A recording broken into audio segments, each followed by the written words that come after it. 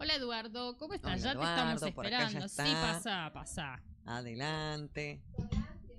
Sí, mucho gusto. Ya Mucho te gusto. vamos a saludar.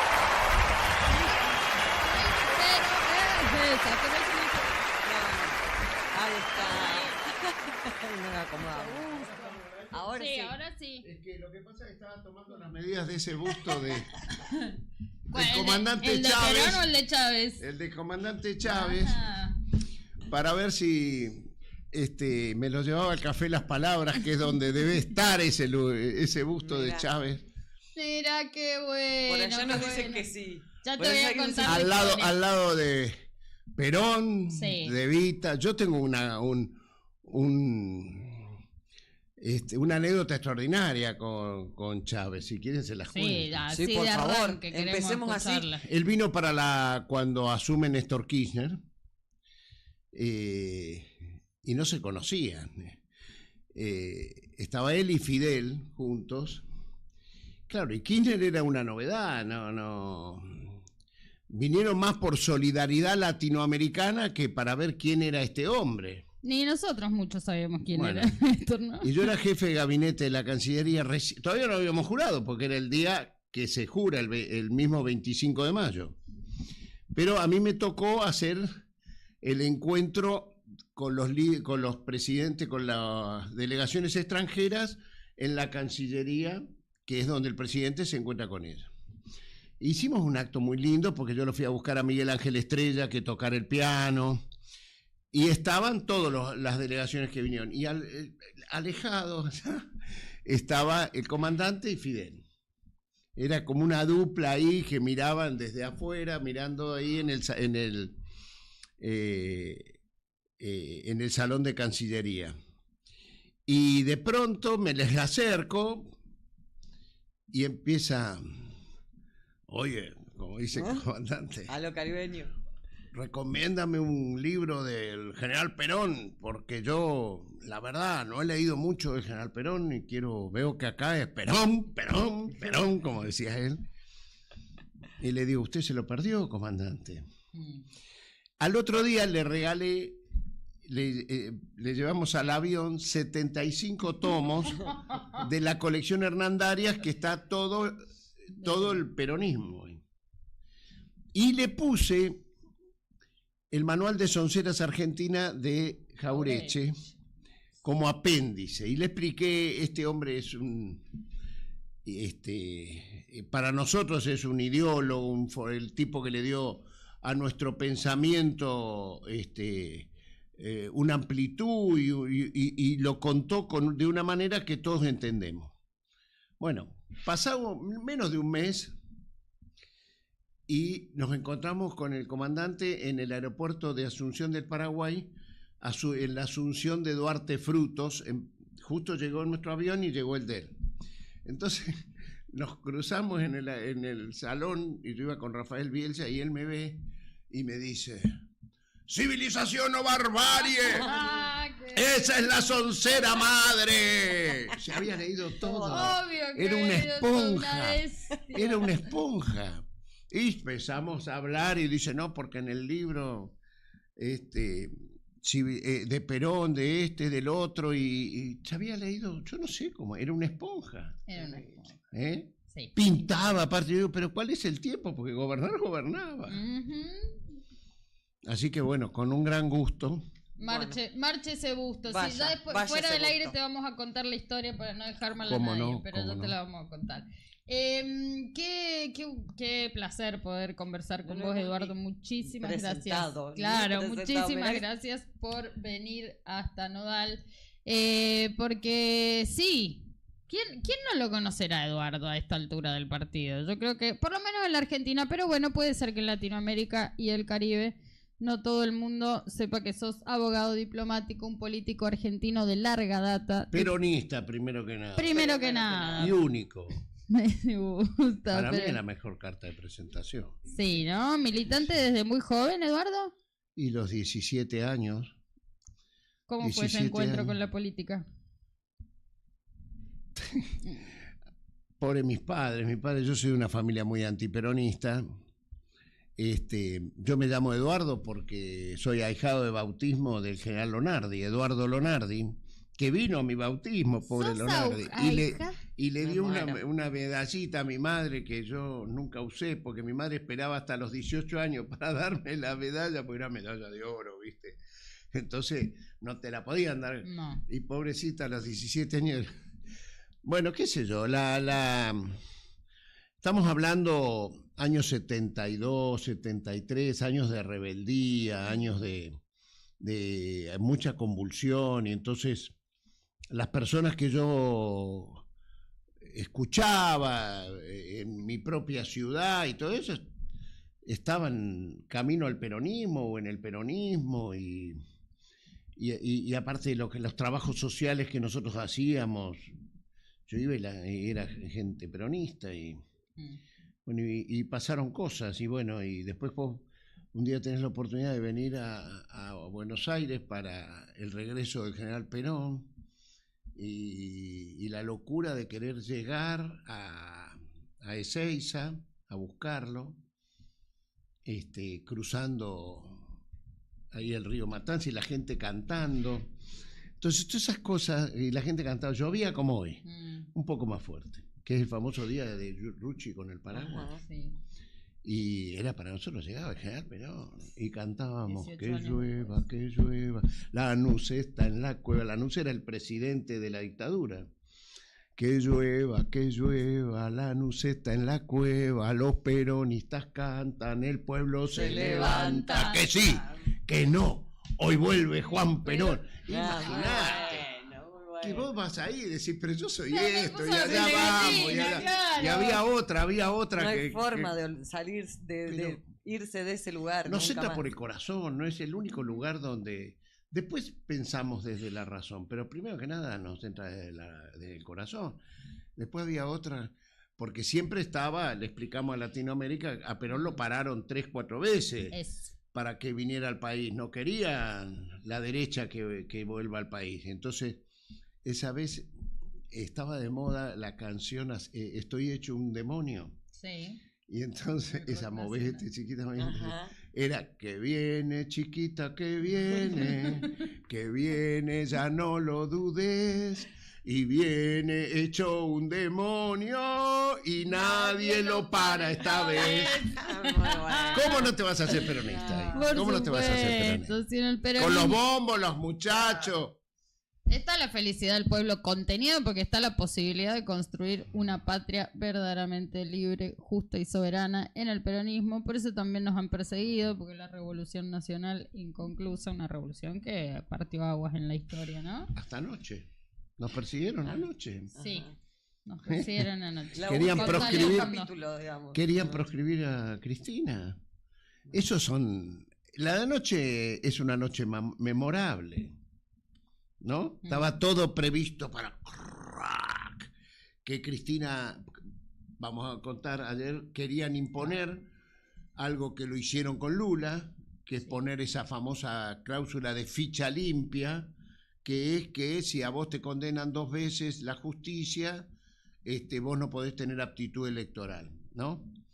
Y bueno, no hay ficha limpia con justicia sucia, eso yo lo vengo diciendo, tengo escrito libros sobre el análisis de la causa vialidad, que es precisamente donde a Cristina la juzga un juez que había dicho antes que no había delito, Ercolini, cerró la causa, la mandó a Santa Cruz la cerró, y en la Argentina existe el principio de cosa juzgada, por lo cual no se puede volver a juzgar. Bueno, a Cristina 10 años después le reabrieron. Cuando gobierna Macri, rompen el principio de cosa juzgada, y entonces justo coincide que ese juez Ercolini, su mujer, es la jefa de prensa de quien es el ministro de Justicia de Macri, Garabano, en ese momento. Sí, señor. Le reabren la causa.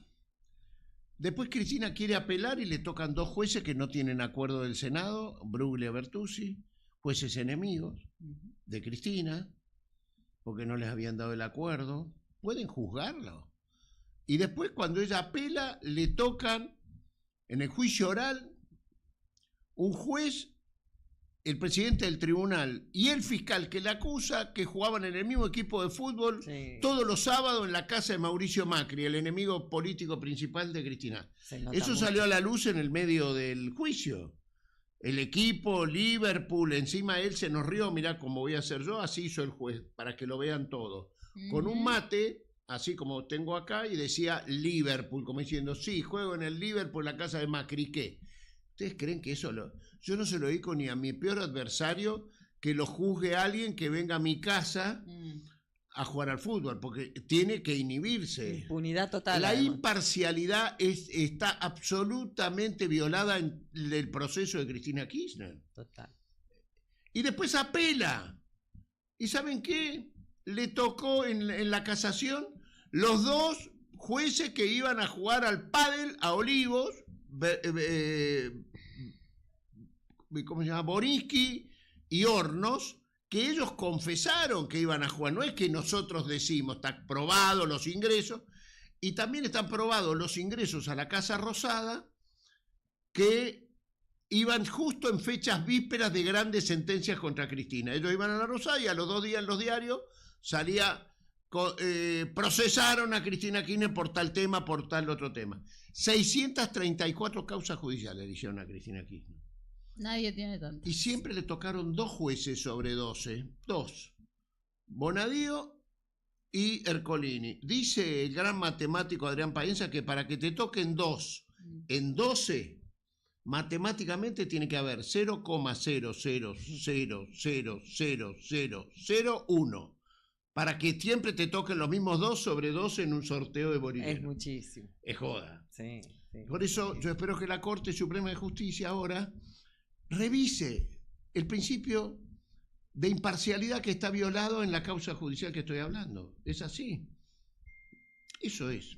Pero bueno, hoy vamos a festejar. Venimos conceptualizándolo, por supuesto que el de Cristina, digo, vos mencionabas también a Lula, uno podría irse a Ecuador, también hoy gobernado por un fascista, un gobierno neofascista, y encontrar los grandes casos del lawfare como esa estrategia desplegada en Latinoamérica y el Caribe.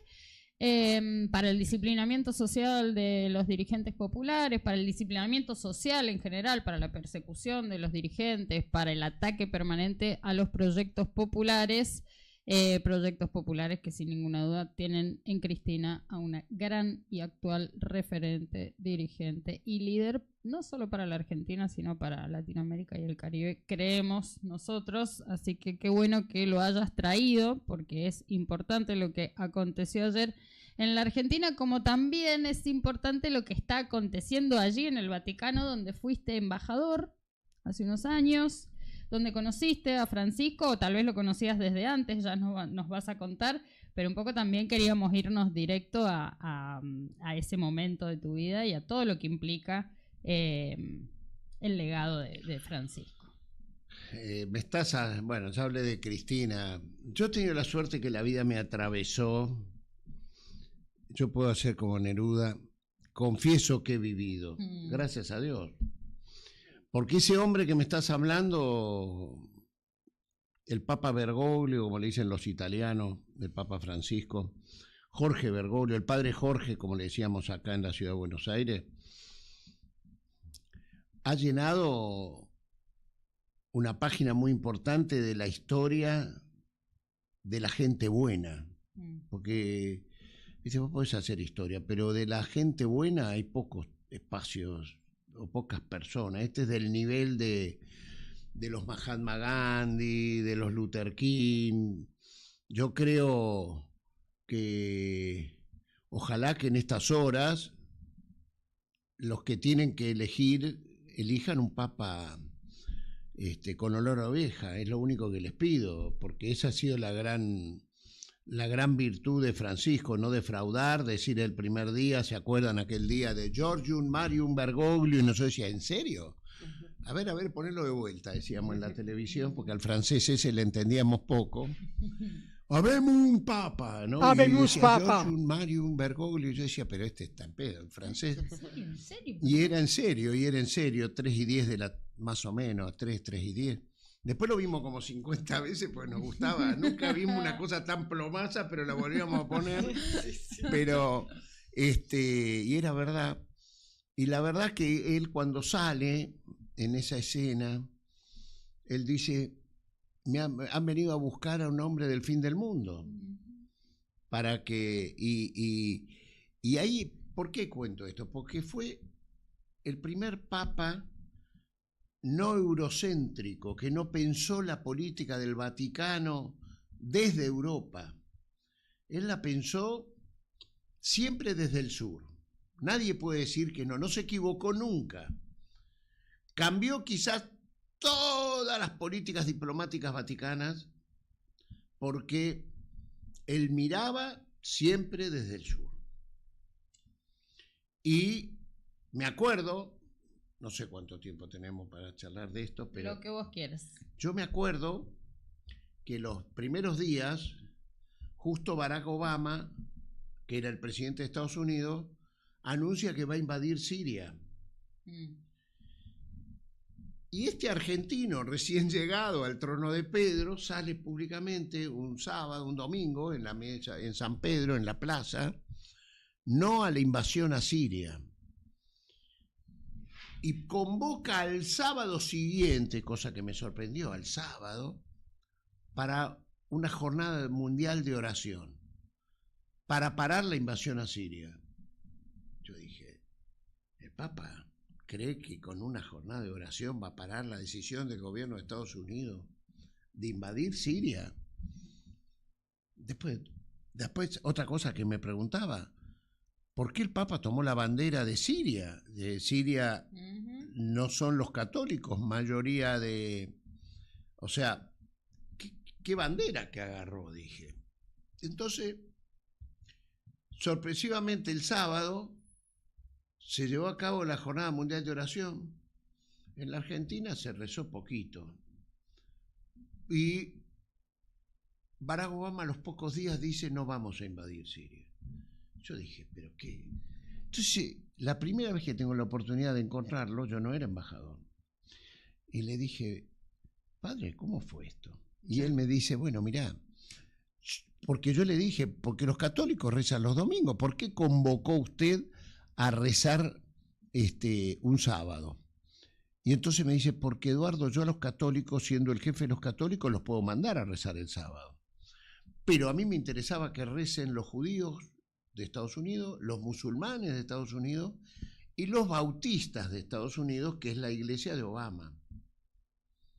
Entonces, parece que ese sábado fue multitudinaria, sobre todo en los templos bautistas, alguna rosca de un obispo neoyorquino hizo con el pastor bautista y le dieron mucha importancia a este tema. También la comunidad musulmana de Estados Unidos y la comunidad judía acompañaron esa oración, y lo cierto es que Obama tuvo que a los pocos días, creo que venía la cumbre del G20 en Rusia, y ahí anuncia que el Papa había mandado a esa cumbre una carta pidiendo por la no invasión a Siria, y Putin la pone en primer tema del orden del día, estaba Cristina ahí, y decide en primer tema tratar el tema invasión a Siria, el G20, y ahí Obama dice, no vamos a invadir Siria. Entonces, si vos ves que debuta así, sí. ¿no? Jugador. Después dicen que los papas definen su pontificado en la primera salida de Roma dentro de Italia. Él podría haber ido a Asís, que queda a 100 kilómetros de Roma. Y hacer autobombo por la elección de su nombre. Fue el primero que se animó a poner el nombre de San Francisco, pues San Francisco era eso, era un pastor con una oveja que a su vez tenía una opción preferencial por los pobres y por la defensa del planeta. Es lo que él hizo. Él llevó y en contra de la opulencia, y se fue a vivir a donde fue a vivir. Dijo no a los aposentos vaticanos. O sea, había que ponerse, tomar la decisión, porque los cardenales vaticanos son príncipes, pero príncipes en el sentido ampuloso de la palabra, y él con sus gomicuerc, zapatos argentinos, que no aceptó ponerse esos zapatos que de reyes que se ponían los sí. papas, iba tomando estas decisiones. Y se va a Lampedusa, el primer papa que va a esa isla, que es la última isla de territorio italiano, más cerca del África que de Europa. Y allí llegaban desesperados las barcas con sirios, libios, iraquíes, que huían desesperadamente por la violencia que había sido generada por accidente. Y ahí el Papa denuncia dos cosas. Denuncia que el Mediterráneo se está convirtiendo en un cementerio porque la mitad de la población moría antes de llegar a las costas. Y la otra es que se estaba practicando la cultura de la indiferencia, que Europa no quería mirar lo que tenía la obligación de mirar, esos rostros, esas caras. Vos sabés que esos días yo estaba en Italia. Hizo crack la imagen de Francisco, porque hasta ese día Francisco era rubio de ojos azules. Pero Europa no quería ver esas caras así de color aceituna, de los rostros de los libios, de los sibios. Yo me acuerdo que hasta la progresía italiana, que lo veía Francisco, se metió y le dijo de todo. Giovanni Sartori, el politólogo que acá lo tienen como dijo una barbaridad del Papa. Miren, búsquenlo en el buscador y van a ver Giovanni Sartori, Papa Francisco, migrantes, y dice que el Papa es el culpable de lo que está pasando, porque como la Iglesia no acepta el control de la natalidad, es que nosotros en Europa tenemos que recibir a esos que no tenemos por qué recibirlo. Fíjate, el politólogo progre. Sí. Completamente deshumanizado. Yo salí a contestarle en ese momento públicamente a Giovanni Sartori. Fíjense, si lo buscan, hay una contestación mía, Eduardo Valdés, Giovanni Sartori, Papa Francisco, y yo les contesto. Bueno, en ese clima, ¿cómo? Este hombre no solo hizo eso, sino que cada líder europeo que lo iba a ver le decía que le hablaba de este tema. Muchos líderes lo enfrentaron, otros lo enfrentaron al primero y después lo abrazaron. Yo me acuerdo que el Papa le llamaba la atención qué bien, cómo había modificado su conducta la canciller Merkel, que primero estaba en contra y después acepta que ingresen los refugiados, y le costó la elección. Y el Papa siempre la respetaba, decía, ella siempre fue, bueno, él tenía una proclividad por las mujeres, quiero decirle, si vos me decís, los preferidos de Francisco creo que eran Dilma, Cristina, Merkel. Mira. A nivel jefes de Estado, no porque sean mujeres, sino porque él tenía una forma de... Eve Bonafini. Pero de todas maneras... Eso queremos saber. No, claro, sí, ya nos vamos a meter, pero digo, de todas maneras Francisco... Ustedes no llegaron nunca a Francisco, si no podían ser. No, nos hubiera encantado, pero Francisco, digo, en todo este lío que hizo dentro de la iglesia, también permitió la respuesta. Esa es mi respuesta. Giovanni Sartori, un pícaro politólogo italiano, porque habla peste de los argentinos. Para criticar al Papa dice que los argentinos son los peores del mundo. Yo no sé, yo no llego hasta ahí, pero... Sartori... Pero dice que por eso él no aceptó nunca una condecoración de universidades argentinas, doctor honoris causa. Resulta que es mentira. Yo mandé a averiguar y la UBA le había dado el honoris causa, lo aceptó. Pero claro, ahí dice, ahí está, ponelo. Fíjate lo que dice, el Papa tiene responsabilidad, es un gran pícaro, dice Giovanni Sartori. Cuando se verificaron las masacres de cristianos en África, él se pronunció demasiado tarde, bueno, todo criticándolo al Papa. ¿Qué diablos ¿qué diablo le damos para que se alimenten? Dice Giovanni Sartori, a los refugiados que hay que recibir. Y fíjense todos los argentinos, a todos los italianos malos los mandamos a Argentina, entre paréntesis. Nunca eso dice Sartori, a todos los italianos malos los mandamos a la Argentina. Mira acá. Sí. Seguí. Hay un par acá.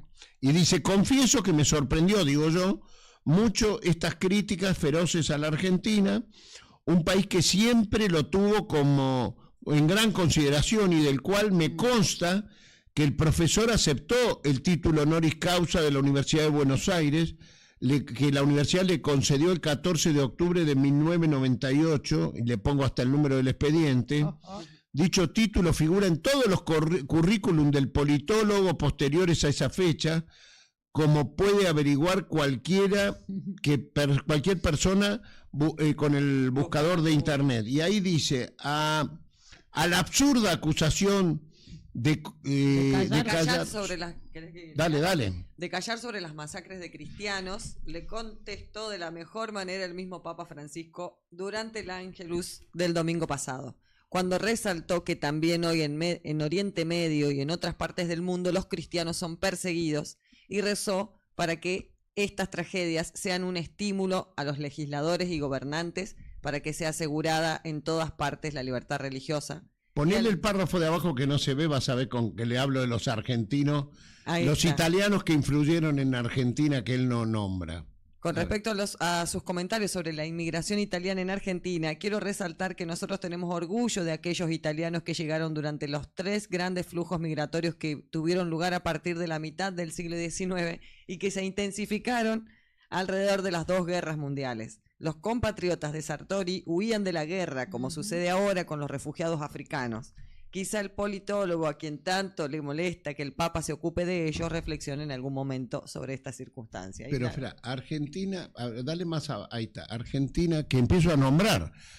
Ahí tenés, mirá, los 5 premios Nobel que fueron otorgados a hijos de inmigrantes formados en el sistema de la educación pública: Carlos Saavedra Lamas, Adolfo Pérez Esquivel, Bernardo Alberto Hussey, Luis Federico Leloir y César Milstein, ¿no? Y estaba Adolfo, lo nombré, bueno, pero abajo, fíjate que le pongo todos los... La Argentina ha tenido presidentes de origen italiano, eso léelo vos ahí que estás más cerca. Ahí tenés. Presidentes de origen italiano, muy amados por su pueblo: Juan Domingo Perón, quizá el más significativo; Arturo Frondizi, tan respetado en Italia; escritores como Ernesto Sábato; deportistas como Juan Manuel Fangio; el golfista Roberto de Vicenzo; los futbolistas Alfredo Di Stéfano, Lionel Messi; plásticos como Antonio Berni, Juan Carlos Constantino y Raúl Soldi; y por si faltaba alguien, el gran cardiocirujano René Favaloro. Sigue el máximo prócer argentino junto a José de San Martín, Manuel Belgrano, creador de nuestra bandera y libertador de Argentina, es de origen italiano. Bueno, por eso no. Y abajo dice, por último, le digo, señor, termina el final que le digo, señor Sartori, que también es de origen italiano, el argentino más amado del mundo, es originario de Piamonte y lleva puesto el nombre del santo más querido de Italia, San Francisco de Asís. Ama a Dios por sobre todas las cosas y cree que Cristo se aparece en cada ser que sufre. Por eso predica el Sermón de la Montaña y Mateo 25 y es famoso por construir puentes y destruir muros. Justamente por eso el próximo 19 de junio será en Cuba, donde lo recibirán para celebrar su logro diplomático más extraordinario: el deshielo entre Cuba y Estados Unidos. Un logro cuyo peso desafió a usted en calidad de politólogo, a explicar. Fíjate, ahí te queda el último renglón. Se llama Jorge Mario Bergoglio y nació en Buenos Aires, donde predicó toda su vida, pero hoy en día lo conocen en todo el mundo como Papa Francisco. Eso se lo publiqué en el diario más importante de Italia, Corriere della Sera. Acá lo replicó Página 12. Y también lo publiqué en el Observatorio Romano. Pero lo importante era el diario Corriere della Sera, porque él es un prócer, claro, ¿viste? Esa gente que no se le puede decir nada. Claro, y él reconoció que había recibido el del doctor honoris causa, porque en la carta que no te la voy a hacer leer, pero que él escribe, él dice: yo rechacé los honoris causa, los argentinos son los peores. Entonces, además de xenófobo, mentiroso. Claro. Un poquito Sartori. Bueno, pero son las reacciones frente al que está sufriendo, ¿viste? Ellos se ponen a construir la teoría del sufrimiento en lugar de resolver la cosa aquí ahora, porque es lo que vos tenés que hacer. Sí, esa es la diferencia que tenemos nosotros con ellos, ¿me entendés? No teorizamos, ejecutamos. Es una mirada europea también de lo que sucede en el mundo y de ocupar un lugar en el mundo, un estatus, una construcción del europeo, que nadie puede tocar su tierra, nadie puede. Ellos sí pueden Así es. moverse y colonizar los lugares, los territorios. Y qué incómodo ha sido Francisco para esa tradición o para ese poder constituido, ligado al Vaticano, pero a toda la Iglesia y su estructura global, porque de verdad cuando Francisco nos decía y llamaba a la juventud en Río y cuántas veces nos ha dicho vayan y hagan lío, es porque él consecuentemente hizo muchísimo lío. Y como vos traías a Siria recién y como traíamos a las mujeres también dentro de la iglesia y la voz de las mujeres, y se corona con esta imagen de la monja muy amiga suya, ahí también rompiendo el protocolo durante estos días de velorio, todo ese lugar espectacular y de reivindicación de las mujeres, lo vimos a Francisco posicionándose fuertemente en torno a la guerra en Ucrania. Lo vimos hasta el último día denunciando el genocidio palestino, que tanto escozor les da a un cuanto dirigente popular, nacional, por izquierda, por derecha. Lo vimos mediando en Venezuela, pero respetando a ese pueblo venezolano, la visita a Cuba. También en Colombia, en el momento de los acuerdos, uno de los momentos de los posibles acuerdos entre el gobierno y la FARC. O sea, Francisco embarradísimo, ¿no? Y denunciando permanentemente y poniendo la verdad que incomoda. Mucho tiene que ver Francisco, seguramente, con la no invasión de Estados Unidos a Venezuela.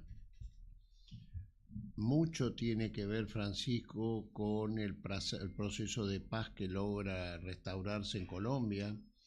Mirá, les voy a contar una cosa latinoamericana. Cuando el Papa va a Cuba, en su primer viaje, hizo 2 viajes a Cuba, quiero decir que es el único país que lo repitió 2 veces. Mira. No, ¿escucharon? 2 veces fue a Cuba. Sí. En su pontificado. Nos choreó un viaje a Cuba que tenía que venir a la Argentina. Claro, esa fue la que... Pero felizmente digo, fue a Cuba. Él va a Cuba, mira vos, busquen, pongan la oración para después mostrarlo como mostraron acá. The Economist, la revista The Economist, que es la revista más derecha de la economía, bueno, hoy después del libertarismo creo que quedó a la izquierda The Economist, pero The Economist, Papa peronista, le ponen en la tapa ese día, porque él toma la decisión, él tenía preconcebido un viaje a Estados Unidos, que es el famoso viaje que hace, porque era un viaje que ya había agendado Benedicto XVI. Acordémonos que el Papa precedente abdica, entonces así como la cumbre mundial de la juventud estaba ya preconcebida por Benedicto y él viene a Brasil en ese viaje, pasa que también estaba este viaje a Estados Unidos. Pero justo habían pedido al Papa, revisándose después de lo de Siria y todo eso, esa es la gran virtud, de que después que habían sido públicamente David frente a Goliat, se abrazaron y pudieron hacer cosas juntos por la paz. Esa es otra virtud de Francisco, ¿no? Barack Obama le pide que lo ayude a reabrir las embajadas de Cuba y Estados Unidos, ¿no? Y el Papa entonces le anexa el viaje a Estados Unidos, ir a Cuba para hablar con Raúl Castro sobre las condiciones que el Papa pedía para la paz. Y hizo ese viaje que la invitó a Cristina, estuvo Cristina en ese viaje. Era la única presidenta extranjera, ¿no? Y allí el Papa se enteró que estaban en ese mismo momento los colombianos negociando la paz de Colombia. Estaban los representantes del gobierno de Colombia, de Santos, y los representantes de la guerrilla. Y tomaron contacto extraoficialmente por abajo con el Papa allí. O sea que él ahí también casó el proceso de Colombia. Termina el tema Cuba-Estados Unidos, que lo termina en 6 meses, se abren las embajadas. Se pierde el plebiscito por la paz en Colombia, sobre todo promovido el no a la paz por el expresidente Álvaro Uribe. Entonces el Papa decide hacerse cargo de ese proceso de paz y los convoca a Uribe y a Santos al Vaticano. Y les dice que no, que él quiere relanzar. Mientras tanto, algún amigo del Papa había lobeado para que le den el Nobel de la Paz a Santos por haber hecho el proceso de paz. Si no, Santos quedaba muy debilitado después de haber perdido el plebiscito. Entonces, restaurados los honores, el Papa los invita a los dos, y de ahí se relanza el proceso de paz de Colombia, y el Papa viaja, él, de cuerpo entero, a poner el cuerpo en la firma del proceso, el día que se firma la paz en Colombia. O sea, ¿cuánto se hace en eso? Sí, haciéndose cargo de lo que venía después. Lo mismo hizo cuando México es amenazado en la campaña electoral por Donald Trump para construir un muro que separe México de Estados Unidos. Entonces el Papa decide un viaje a México, donde termina en Ciudad Juárez, y hace el camino con los centroamericanos de los espaldas mojadas y llega hasta la frontera de México y Estados Unidos y reza una misa, de un lado ciudadanos de Estados Unidos y del otro lado mexicanos y centroamericanos, para repudiar la idea de el muro de Donald Trump. Yo recuerdo estas cosas. ¿Y saben qué hizo en el medio de ese viaje? Hizo una escala en Cuba, de vuelta. ¿Y con quién se reunió en Cuba? Con el patriarca de la Iglesia Ortodoxa Rusa, Kirill, que hacía 1000 años que un líder católico, un papa, no se reunía con la máxima autoridad de la Iglesia Ortodoxa Rusa. 1000 años. 1000 años. ¿Se dan cuenta? Impresionante. Algunas cosas... A ver, rompió, construyó puentes, destruyó muros, los destruyó. Sí, total. Después se reunió con el ayatolá máximo líder de los sunitas, de los chiitas en otro viaje. Firmaron documentos que son para ver de una trascendencia impresionante. Porque el Papa veía que el principal enemigo que tenía, él denunció que era una tercera guerra mundial en etapas. En ese momento azotaba el ISIS, que era un ejército fundamentalista islámico que había surgido al calor de la destrucción de Irak, de Libia, del asesinato de Gaddafi, del ahorcamiento de Hussein, de Saddam Hussein, y todo eso generó a ver, cuando a vos te destruyen todo de tu sociedad, viene lo místico, y surge ese fundamentalismo que termina siendo muy violento, donde primero que nada mataban a los chiitas, este grupo radical sunita, después a los cristianos de todo lado, empezaban por los ortodoxos, pero también con los católicos. Entonces el Papa vio que ninguna religión, él decía, en ninguna religión ordenan que hay que matar al que tiene otra fe. Por lo tanto, se iba juntando con los jefes para que desde lo religioso construir la paz, ¿no? Y ahí ellos deciden sabiamente con el patriarca de la Iglesia Ortodoxa Rusa, le dice: ponga usted el lugar. Y como él lo quería hacer urgente, no quería demorar un día más, él salía a los 10 días para México para hacer esto de Ciudad Juárez. Y entonces dice: ¿por qué si yo hago una escala en Cuba? Porque el que le trae la respuesta de Kirill, ¿saben quién es? Él se lo había pedido a Putin en un momento que se vieron con Putin, porque Putin era otro que los ortodoxos cristianos que mataba el ISIS, él era solidario con esos cristianos ortodoxos. Sí. Entonces el Papa le propone a Putin reunirse con Kirill, que lo ayude.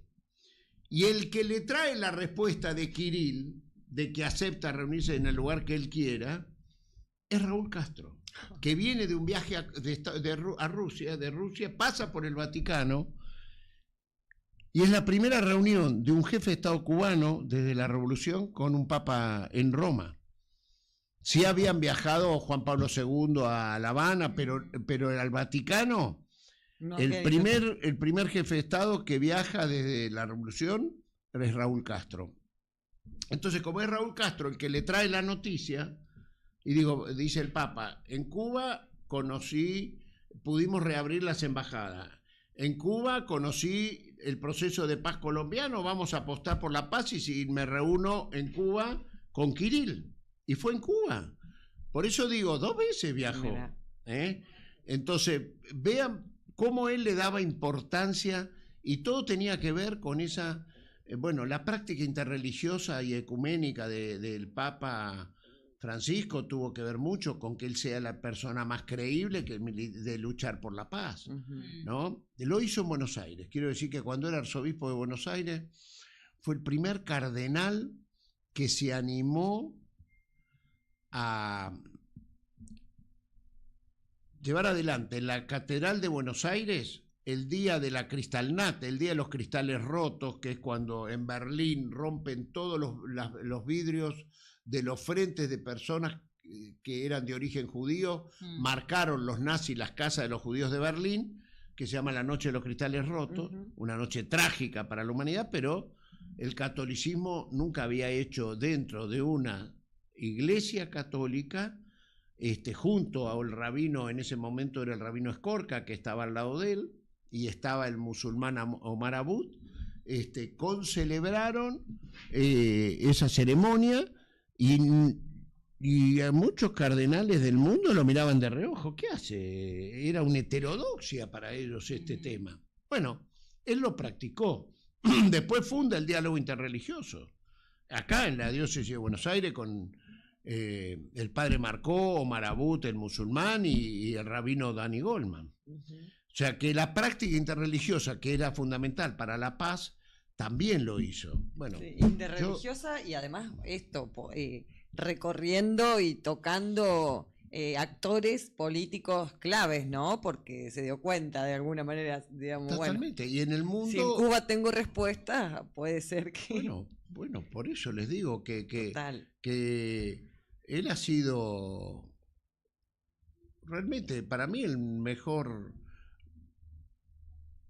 Si vos me decís, a mí me preguntan, ¿qué dirías? ¿Cuál sería el sinónimo de Francisco? Sí. Y yo digo pontífice.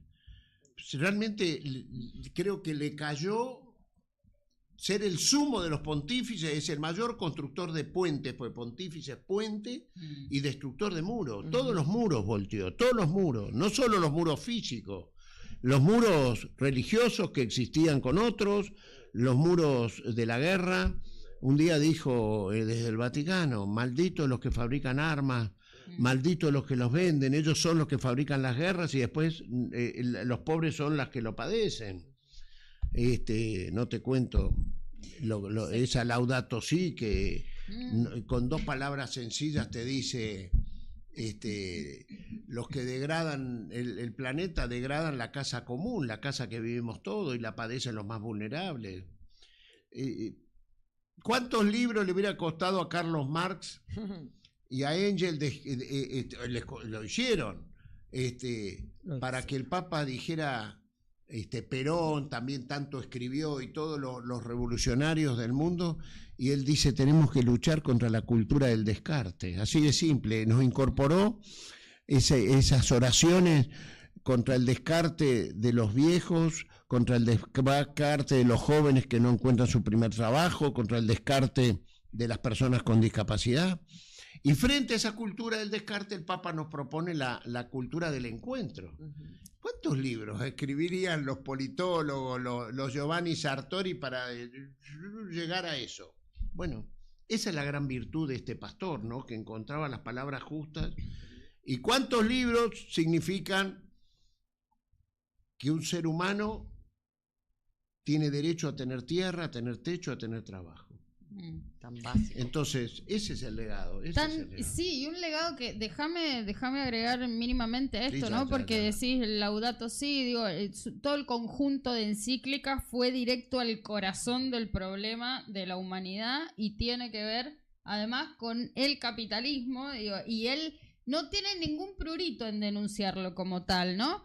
Y la última encíclica, el Dilexit Nos, también es una muestra de la comprensión del tiempo y por eso también de las tareas que Francisco le encomienda al mundo de los fieles y al mundo de los dirigentes y los que no son fieles, pero que en definitiva habitan este mundo. En el 2024 escribe eso el Dilexit Nos, vayan a verlo, porque ahí hay un debate ético sobre la inteligencia artificial, sobre la construcción de humanidad, cómo seguimos, qué nos venden, qué nos dicen en torno al desarrollo de la tecnología y qué deberíamos estar pensando desde el campo del pueblo. Y hay alguien muy cerquita, que estuvo cerquita de Francisco y que está cerca de nosotros y que ya hemos comentado sobre ella, que también hace un par de días decía...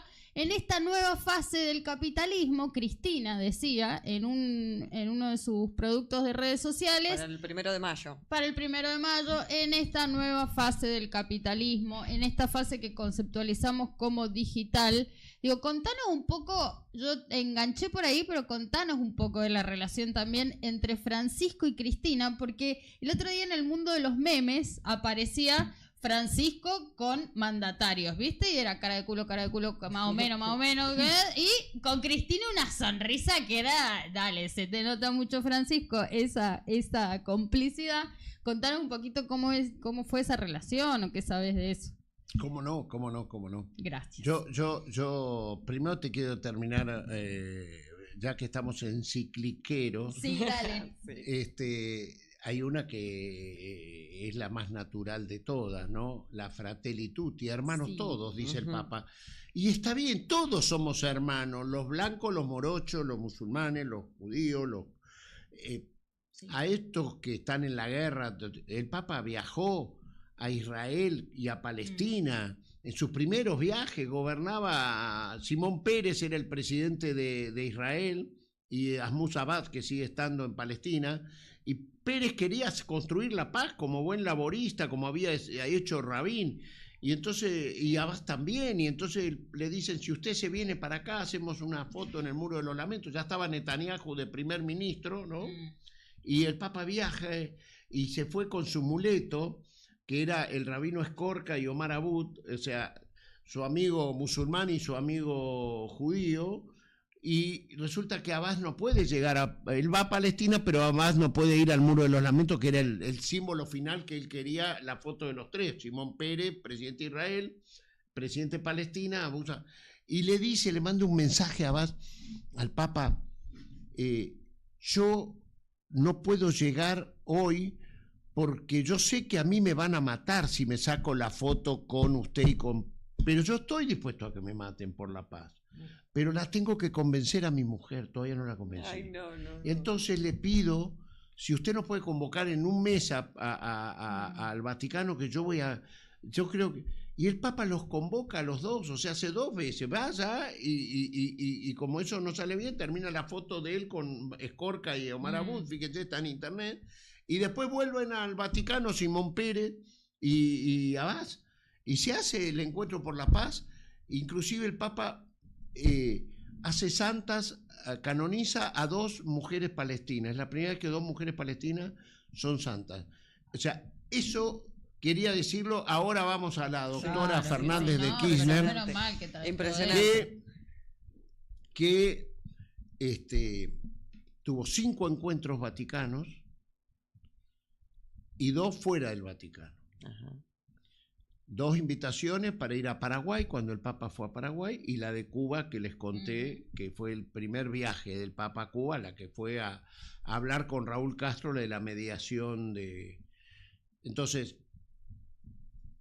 para mí, el Papa le invita a almorzar a Cristina. Él lo entronizaban, así se llama cuando entra en funciones, lo anunciaron un miércoles 13, y se entronizó el martes siguiente, ¿no? Que sería el 19, creo. Sí. ¿No? Bueno, el 18 de marzo, el Papa almuerza con Cristina en Santa Marta.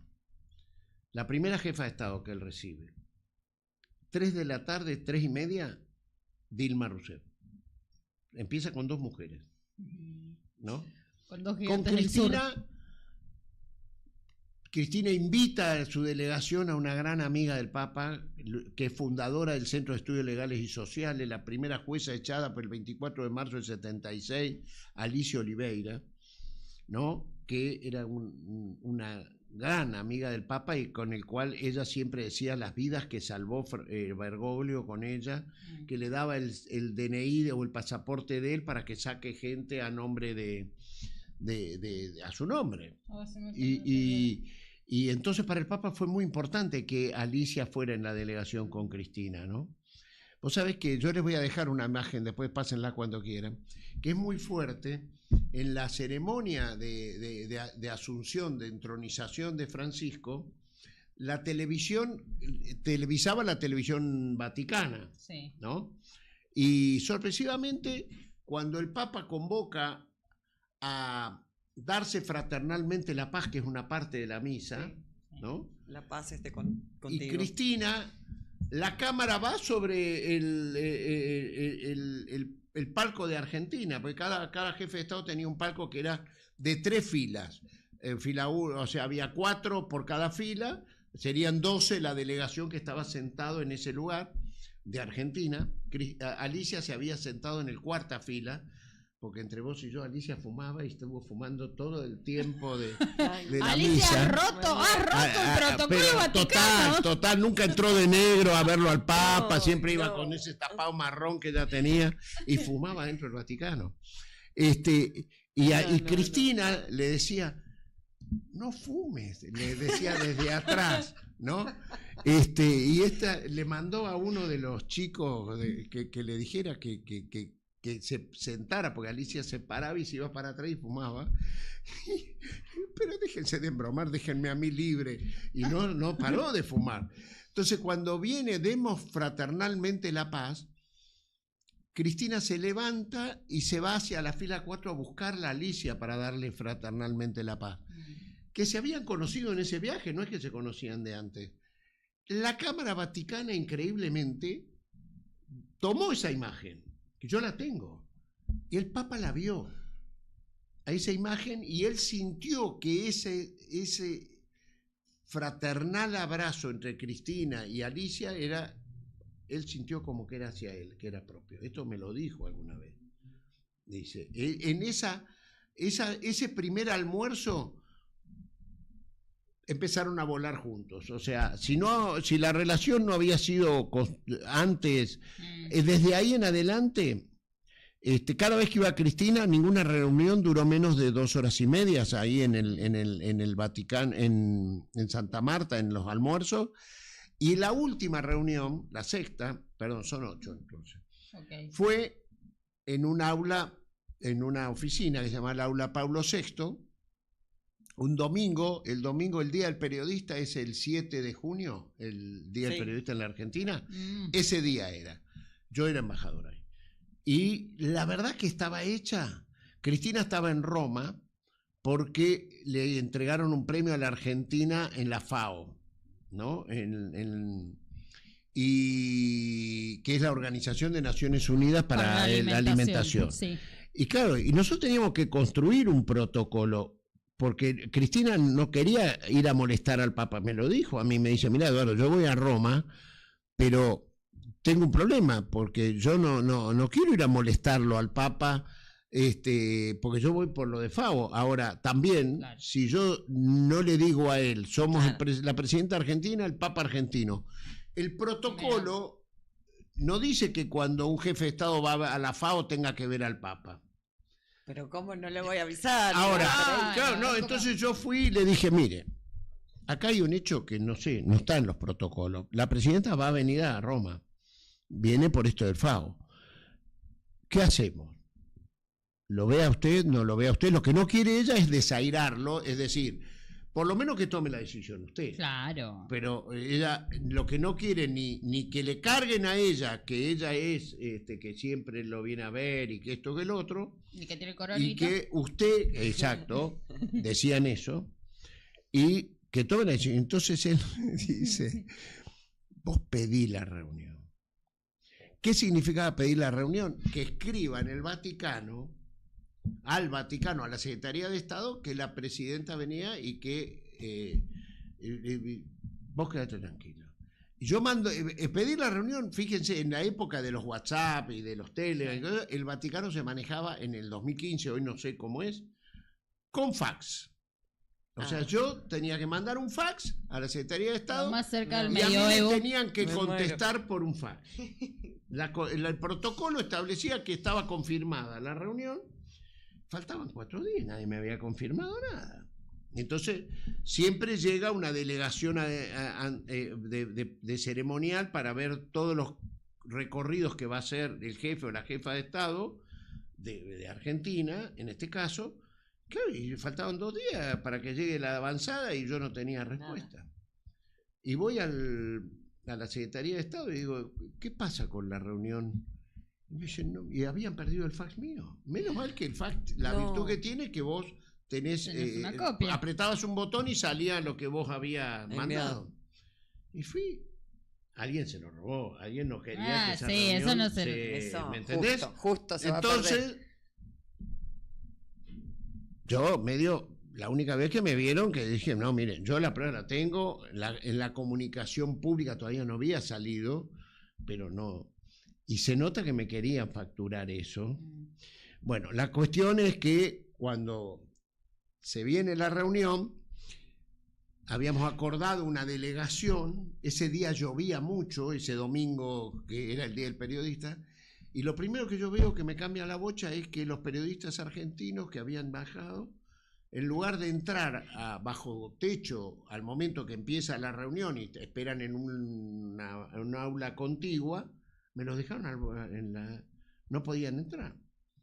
Entonces, yo digo, usé por primera vez, me faltaban 3 meses para irme, pero es la primera vez que yo usé un teléfono auxiliar que yo tenía en el caso de emergencia, y le dije al Papa, mire, está raro esto, nosotros ya estamos acá, faltaba que llegue la presidenta para empezar 10 minutos antes, y a los periodistas argentinos los dejaron, y llovía a cántaro. Y el Papa entonces modifica, sale él caminando desde Santa Marta hacia el aula Pablo VI, que quedarían 150 metros, no es que él venía con el papamóvil, tenía que haber venido.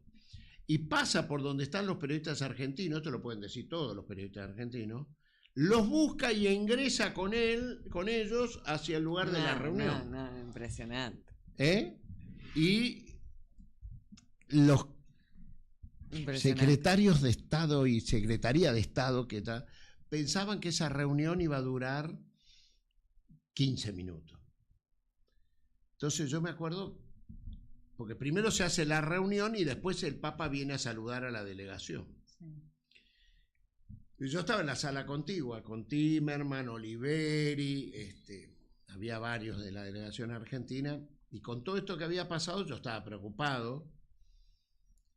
Y empieza la reunión. La máxima duración de una reunión de un papa con un jefe de Estado era 58 minutos. No almuerzo, sino reunión. Y entonces yo que veo que viene minuto 50. Y no se movía nada. No, nada. Y 55... 58 y lo agarro a Timer, le pellizco y no sé, en mi rostro pasó algo porque mi mujer me pellizcó a mí porque parecía que yo estaba festejando el tercer gol de River en el 3-1 en Madrid, pero desde rostro, y miraba a los cardenales que no me miraban con simpatía. ¿Y sabes cuánto duró esa reunión? 1 hora 48, récord hasta hoy de un jefe de Estado con el Papa Francisco en una oficina. Y fue muy emocionante. Entonces después el Papa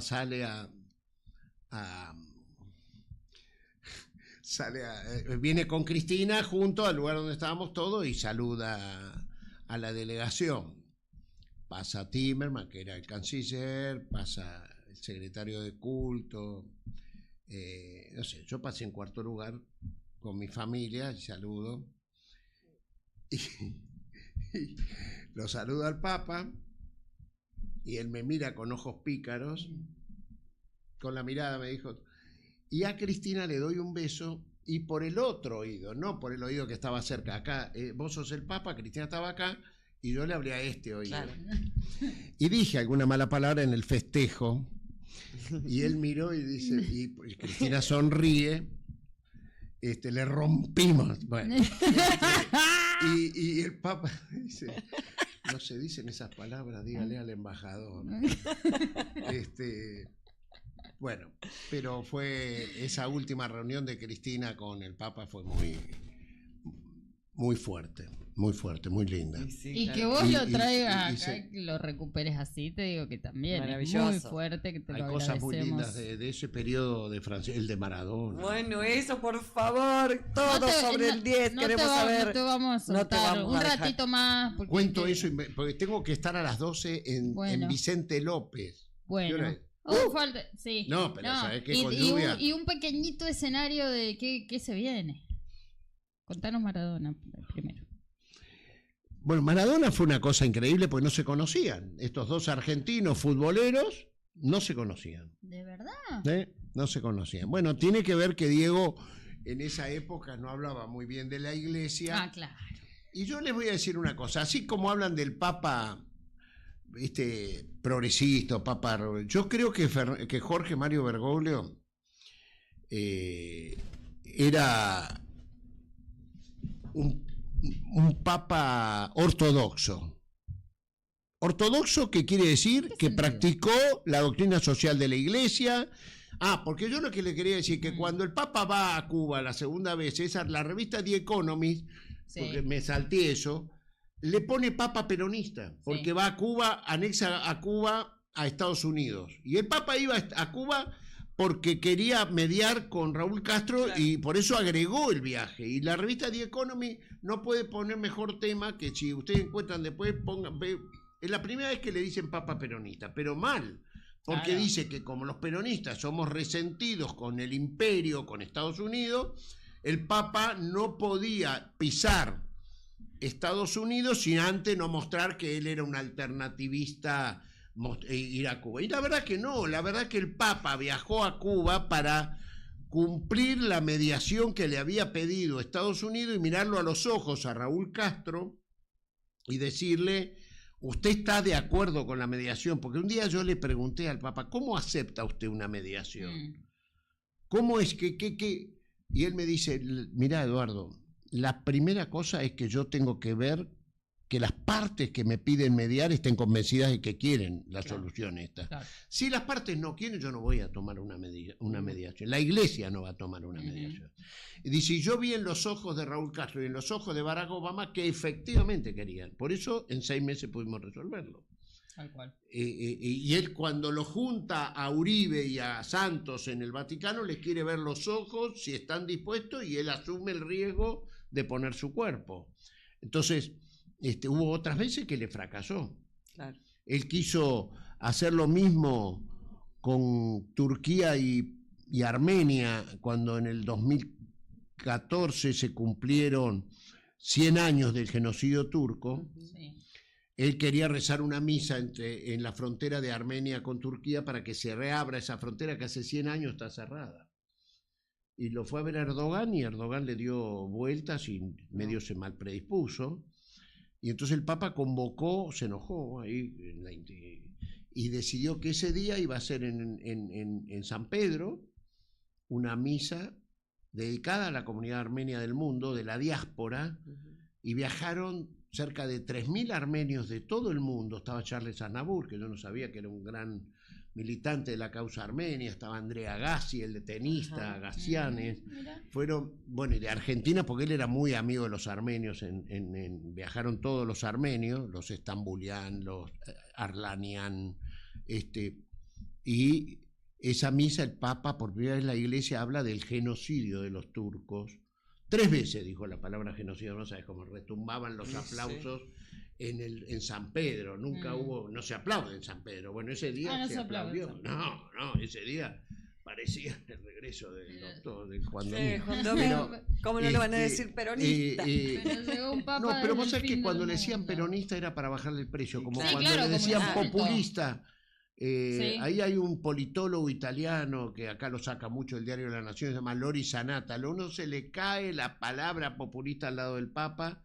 Y le llegaron a decir papa marxista en la CNN cuando él saca la Evangelium Gaudium, su primera exhortación apostólica. No llegan a ser encíclicas esa, pero él sacó, y esa es la mayor crítica que él le hace al capitalismo. Léanla a la Evangelium Gaudium, la alegría del Evangelio. O sea, imagínate, la alegría del Evangelio le sacude a... Vos sabés que hay una encíclica contra la usura. Yo no lo sabía, la aprendí en el Vaticano. En el siglo XVII la Iglesia saca una encíclica contra, hoy le dicen, viste, hombres de negocio financiero. En aquel momento eran usureros. Siguen siendo usureros. Y existe la encíclica contra la usura. Ahora vamos a Maradona. Bueno, vamos a Maradona. Sí, porque si no te sigo abriendo temas. Dale, nomás, dale. Lindo. Bueno. Yo quiero decir, Maradona y el Papa no se conocían. Esto estamos hablando de 2013, primer año de Francisco, con esa sonrisa extraordinaria que después yo la vi que se la fueron sacando, pero él, y bueno, entonces él quería hacer un partido mundial de la paz. Y para él el partido mundial de la paz no era algo, sino que tenía el sentido de que su mensaje de paz llegara a todos los países del mundo y sobre todo a los sectores sociales más populares. Y veía que el único jugador de todos los que le traía Zanetti, el Pupi Zanetti, que era el que le armaba la lista, estaban todos los mejores del mundo, europeos, latinoamericanos, ronaldinho, todos, ¿no? Pero no estaba Maradona. Y el Papa le preguntaba por Maradona, siendo que no se conocían. Y Zanetti nunca traía a Maradona. Entonces un día, Señor Karcher le habla a Guillermo Moreno y el Papa me da, yo estaba en Buenos Aires, no era embajador, y me pregunta si yo lo conozco a Maradona, igual que, y si lo podemos ayudar a que fuera a jugar ese día del partido. La verdad que Maradona no duró 2 segundos para aceptar, estaba fascinado. Claro. Quería conocer y venía con toda esa leyenda de lo que Maradona había dicho de Juan Pablo II. Tenía un enojo porque él lo había ido a ver a Juan Pablo II en lo peor de su adicción a la cocaína cuando jugaba en el Nápoles.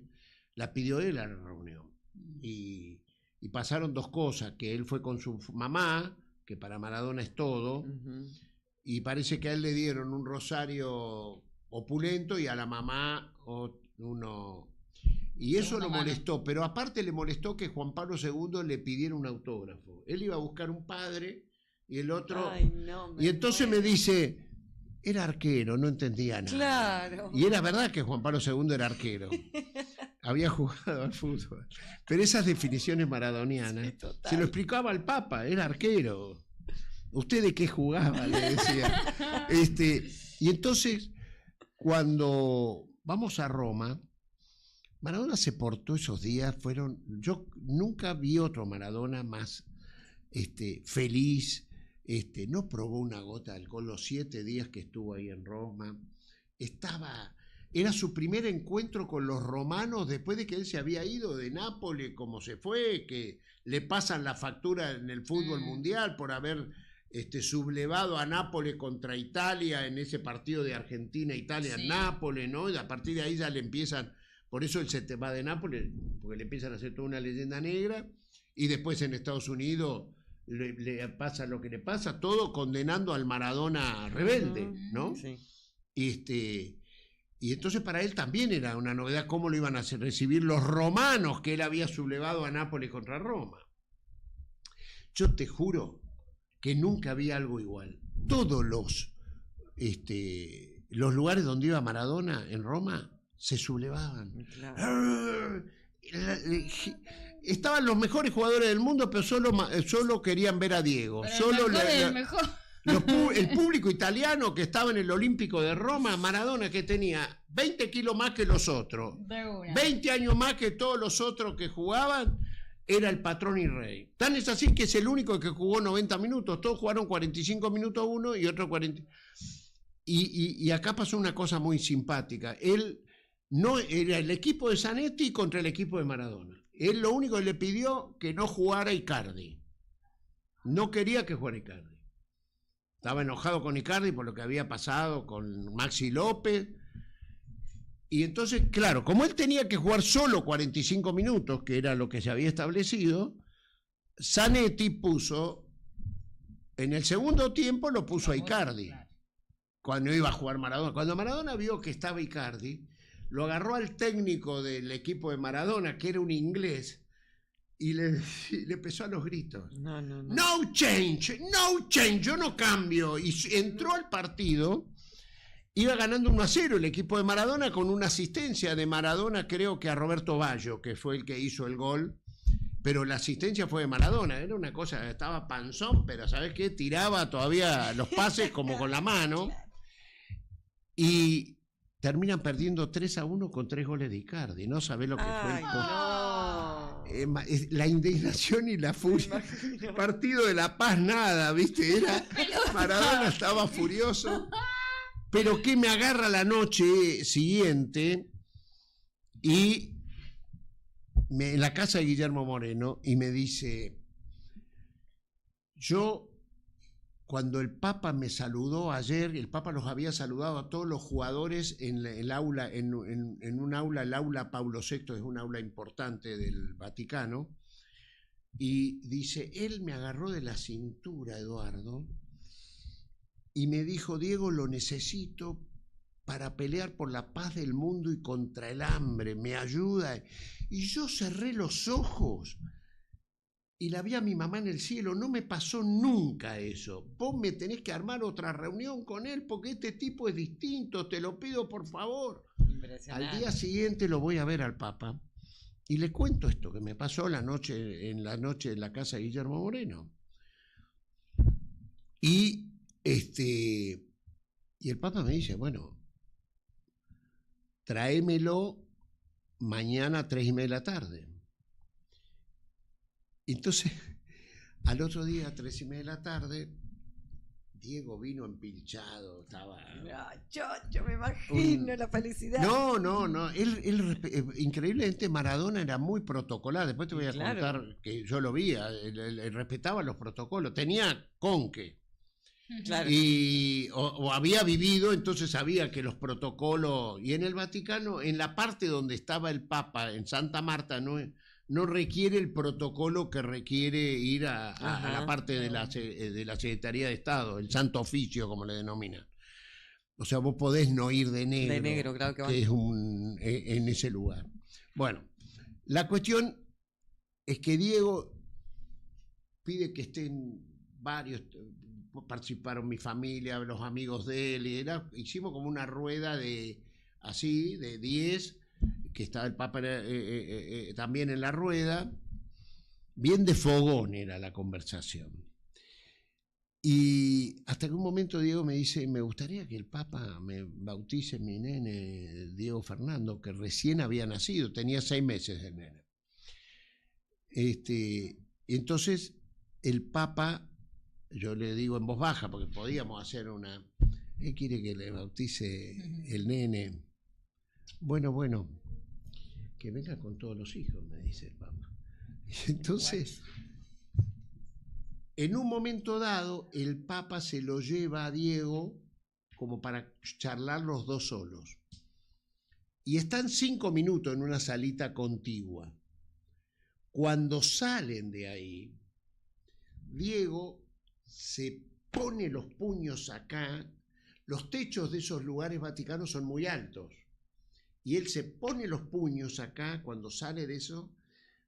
5 minutos duró eso, adentro. Y grita tarzanescamente, ¡Gracias, Francisco! ¡Me puedo morir tranquilo! Fue una cosa impresionante. De ahí Diego se fue a buscar a su hijo Diego Junior, a Nápoles, vino a Buenos Aires a Jana, fue a buscar, y fueron, y empezaron una relación entre ellos que se hablaban, que él le pedía consejos al Papa de determinadas cosas. Un día le dijo que iba a enfrentar a Blatter en la FIFA, que era el presidente de FIFA, y que iba con un príncipe jordano, y entonces le dice, estoy camino a Suiza porque es la elección, ¿usted no me lo recibiría al príncipe Jordano antes de ir a Ginebra? Y el Papa me dice, acá todos los cardenales deben estar con Blatter. Pero tráelo a Maradona que vamos a darle mano con el Jordano. Y fue, Diego iba en una combi, el príncipe iba en una combi con toda su familia, iba con la princesa y con sus hijos, y en otra combi iba Diego y le iba a presentar su novia, Oliva. Mira. Y era la primera vez que iba con ella a Roma. Y entonces yo nunca me voy a olvidar que pasa cerca mío, Diego, y me dice, tiene que venir de negro, ¿no? Tiene que venir de negro. No, le digo, vas a Santa Marta, no, no, tiene que venir de negro. Mirá cómo... Y entonces él se baja en la vía de la Conciliación, él se baja del auto para ir a comprarle un vestido negro mientras, para que se cambiara. Y, claro, cuando bajó Maradona, la multitud se le vino encima. Y el príncipe Jordano siguió. Cuestión que duró 70 minutos entre que Diego compraba el vestido y ella se lo probaba y volvieron al auto. Y cuando llegó, la Guardia Suiza le dice, ya terminó la reunión con el príncipe. Y ahí nos llama de vuelta Diego, es muy gracioso. Pero ¿cómo? El Jordano lo vio al Papa y yo no. Porque había pasado esto. Y el Papa dijo, no, ¿cómo no lo voy a ver a Maradona? Que venga mañana a almorzar.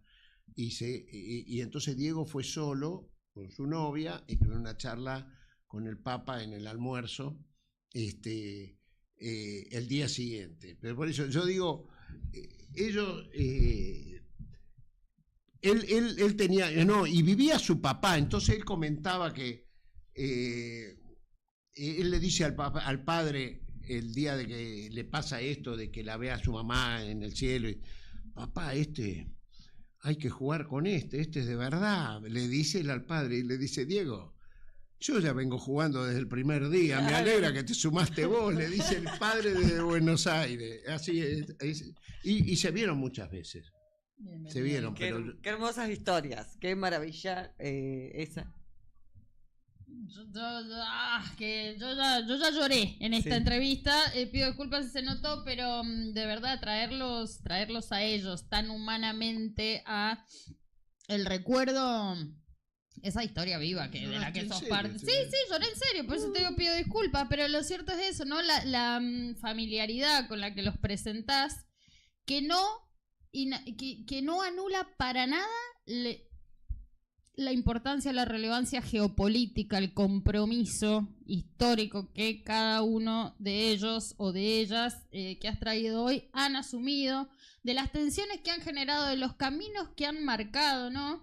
Y esto de haber sido tan incómodo para el poder de Francisco, de Cristina, del Diego, deja un escenario planteado en este cónclave que queremos un poco saber cuál es tu evaluación, aunque sea una pincelada de qué se viene. Uno sueña que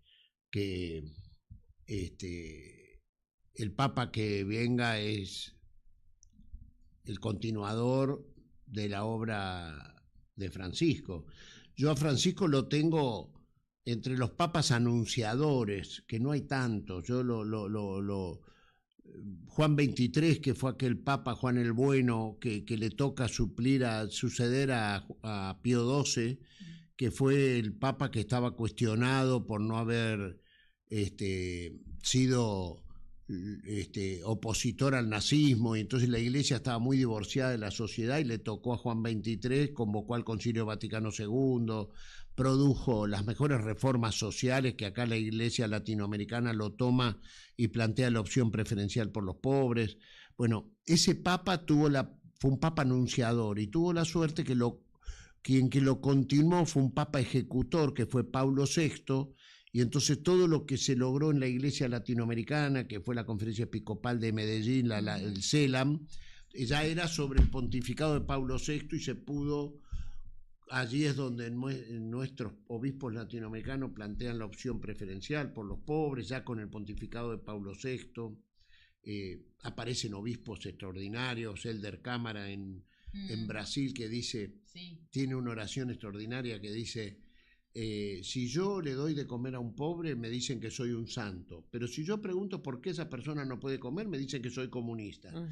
Ese era uno de los obispos de ese tiempo, o el otro, Oscar Arnulfo Romero, que era el obispo salvadoreño, que lo matan, ¿no? A los tiros, y él decía, la justicia es como la serpiente, solo ataca a los que tienen los pies descalzos, ¿no? O Angeleri, acá, el pelado, que decía, el magisterio nuestro es un oído en el pueblo y otro en el evangelio, solo así podemos practicar. Entonces, uno aspira a que el sucesor de Papa Francisco sea que ejecute estas bondades, estas cosas que hemos hablado, la cultura del descarte, la cultura del encuentro, la cultura de la indiferencia, que todo ser humano tenga derecho a tener tierra, techo y trabajo.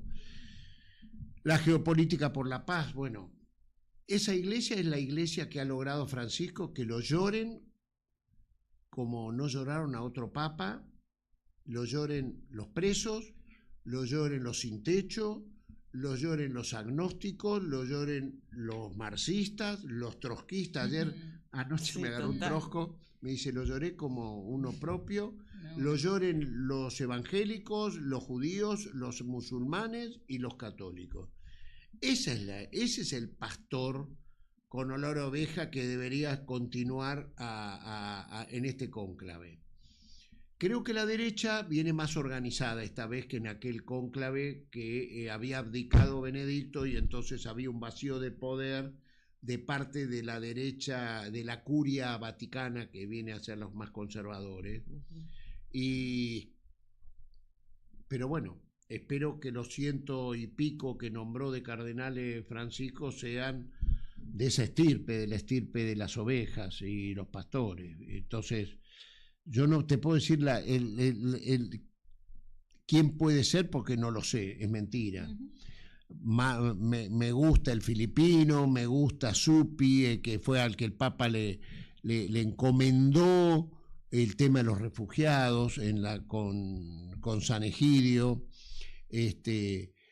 Me gusta Rossi, el jesuita de Córdoba, les digo, ojo, guarda con ese.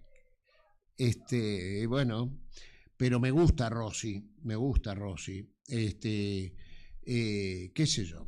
Por ahí aparece otro que yo no lo tengo en cuenta, pero lo importante es eso, que quien lo suceda al Papa Francisco se anime a ponerse el nombre Francisco II, porque hay que animarse a ponerse ese nombre. Eso sería... Está difícil. Un minuto más. Francisco nos hablando de, mira, tenemos acá un Francisco que ni se le parece al nuestro gigante, pero no, tenemos... No, bueno, pero ya es un bendecido. Tener el nombre de Francisco es un bendecido. Es verdad. Tenemos un jueguito, una palabra frente a cada una de las imágenes que te vamos a presentar. ¿Qué significan para vos estas personalidades? Donald Trump.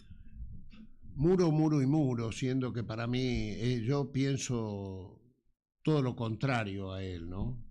El mundo, le diría, hermanos todos, como diría Francisco, no los que viven cerca tuyo y nada más. Netanyahu.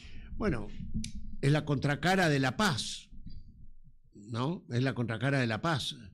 Viva Palestina y vive Israel conviviendo, ¿no? La convivencia, y este hombre no comparte eso. Por eso te hablaba de Simón Pérez, que era el presidente de Israel al momento que él llega por primera vez de primer ministro, y fue un hombre que de la estirpe de Yitzhak Rabin, que había sido el otro que firmó la paz con Arafat, ¿no? Entonces eran laboristas y no tengo nada en común con este hombre. Elon Musk. Son las personas que me sorprenden, que viven, o sea, todos los valores de él son mis disvalores. ¿Cómo ¿Cómo puede haber existido un hombre que dice que tiene hijos pero que no los tuvo? Un hombre que todos los valores que nosotros nos construimos para él son disvalores y viceversa. No. Que siga con su plata donde quiera. Claudia Sheinbaum. Una gran mandataria con olor a oveja, ¿no? Bueno, aprendemos todos los días. Había que suceder a AMLO, ¿no? Y fíjate vos que nos hizo olvidarlo a AMLO. Sí, total. Rápidamente. Qué lindo sería que el próximo Papa nos haga olvidar a Francisco ¿no? Sí. Pero no, Claudia Sheinbaum todos los días nos enseña algo. Viva Claudia Sheinbaum. Que viva. Que la conozcamos pronto personalmente. Bukele.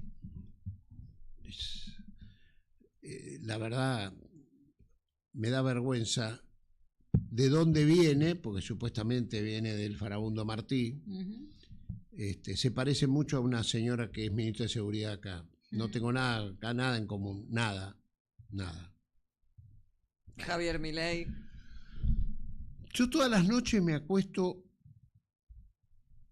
pensando las barbaridades que pasaron en la noche, hasta la noche, ¿no? Durante el día. Y me despierto el día siguiente y es peor que lo que me acosté a la noche. Sí. Solo me pasó con él en la Argentina, así, que yo me acuerdo, ¿no? Bueno, ayer me levanté y me anunciaron que cerraban el Instituto de Altos Estudios Juan Domingo Perón. Digo, ¿por qué esta cosa de querer negar el pensamiento de un pueblo, ¿no? Y bueno, a la noche, menos mal que los misioneros votaron como votaron y se fueron. Hay que responderles una por una. No estamos vencidos. Bueno. Gran amiga del Papa. Esas se las debo, se las cuento en otro momento. Que nos falta. Construyeron una relación después de una profunda diferencia. Y yo tengo el audio que si quiere un día se los paso, sí, de un programa de radio que yo tenía donde ella me cuenta su relación con Francisco y cuenta que ella volvió a rezar, y que todas las noches rezaba. ¿Qué era el rezo? Hablaba con sus hijos. Dice, Francisco me permitió poder encontrar esos momentos para poder hablar todas las noches con mis hijos. Qué maravilloso. Y me lo dijo, dicho por la voz de ella, es algo extraordinario. Y era la única que yo conozco que tenía el teléfono de Francisco. Ella lo podía llamar cuando quisiera. Y lo llamaba. Y lo mangaba. Y no me cabe duda, porque siendo ejemplo, en tal barrio hace falta alimento. Ella no quería que le donen plata. Decía, y aparecían los enviados de Francisco y aparecía el alimento en ese barrio. Tuvieron una gran relación. Sí. Qué hermoso. Bueno. Cristina. Esa mujer que me perturba la vida. Positivamente. Yo tengo todos mis valores, ella los tiene y mucho más. Sí, yo también me emociono cuando la veo, y hoy, esa mañana que ayer la agraviaron tanto, y bueno, es inocente. Eso les molesta. Y como es una patriota, siempre estuvo a derecho, no como el otro que ni bien le metieron la primera denuncia se profugó. Esa es la diferencia entre ellos y nosotros. Nosotros siempre hemos estado a derecho porque sabemos que nunca hemos cometido un delito. Y eso lo encabeza Cristina Fernández de Kirchner, Julio De Vido, todos los que han sido perseguidos por esta justicia, que ojalá se ilumine un ministro de la Corte y declare que en las causas han estado viciadas de parcialidad, porque no hubo un solo juez imparcial en las causas judiciales que les iniciaron a estos patriotas argentinos. Espectacular. Y bueno, el Diego. Sí. ¡Lindo! ¡Más lindo! Lo amamos, San Francisco. Amamos haber tenido este momento. No solo nosotras, que fuimos las privilegiadas de estar acá con el equipo de producción, sino también toda esa audiencia que está conectada en Latinoamérica y el Caribe, en Argentina, disfrutando de este momento. Nos has dejado no solo una cantidad de información y análisis, sino una profunda reflexión ética, moral, así que te lo agradecemos, Eduardo. No, ustedes, Valdés. chicos, que me han hecho recordar lindos momentos. Qué bueno tenerlos y contarlos y que ahora no sean míos, sino que sean de todos, porque hace a la humanidad de cada una de las personas que estamos hablando acá, ¿no? De los que hablamos, del Papa, de Cristina, de Diego. Así es. Sí, porque además, de alguna manera, eso construye, reconstruye y fortalece todos estos valores. Todos argentinos claro, estos que grandes superan valores. la historia de todos los payasos estos que quieren meterle una... Sobre todo en los tiempos que vivimos, tan necesario poder encontrar esos grandes que construyen humanidad. Así es. Porque construyen humanidad, construyen futuro, nos invitan a creer. Por eso nos emocionamos nosotras. No sé si te diste cuenta mientras estábamos hablando. Y me contagiaron. Porque la verdad es que es tan necesario en este tiempo que podamos encontrarnos, que podamos construir, Preciosa. que podamos hablar, que podamos contar que otro mundo es posible y se construye así. Sí, Y sí. se construye con lucha, posicionándose, como lo hizo Francisco, como lo hizo Maradona, como lo hace Cristina, todos los días peleando y como lo hacemos tantos El militantes. mundo de la fraternidad, el mundo de la hermandad, porque esa es la palabra. Vos viste que la Revolución Francesa trajo 3 palabras: Sí. libertad, igualdad y fraternidad. La palabra fraternidad se había dejado de usar, la retoma Francisco. Y es extraordinaria porque ahí se terminan todas las teorías. Es verdad. ¿Cuál era el concepto del que me decía? Yo no entiendo. Si somos todos hijos de Dios según la religión nuestra, somos hermanos, todo no es tan difícil. ¿Por qué esos hermanos pueden vivir acá y otros no pueden vivir acá? Explíquenla. Porque cuando vos tenés familia, cuando vos sentís, porque el tema es que tus sentimientos son los que tienen que ordenarte la cabeza. No me vengas a decir que practicás tal fe porque no la practicás y no aceptás que ese es tu hermano como el otro. Bueno, ese es el mundo que tenemos que pelear, el mundo de la fraternidad, que ideológicamente le ponen distintos ismos, pero es el mismo mundo que sueñan al norte de América Latina y al sur de América Latina. Desde Sheinbaum para abajo. No nos olvidemos de México, siempre pensamos en una América y es desde Sheinbaum para el sur. Por supuesto que sí. Muchísimas gracias, de verdad te hemos tenido acá, ha sido un placer, esperamos que vuelvas pronto a Nodal se prende, estamos laburando en un montón de cosas, ya te vamos a contar allá afuera un poquitito, que mañana arranca un curso y etcétera, etcétera. Eduardo Valdés, qué placer, yo me voy a levantar para saludarlo y voy a dejar que vaya a que...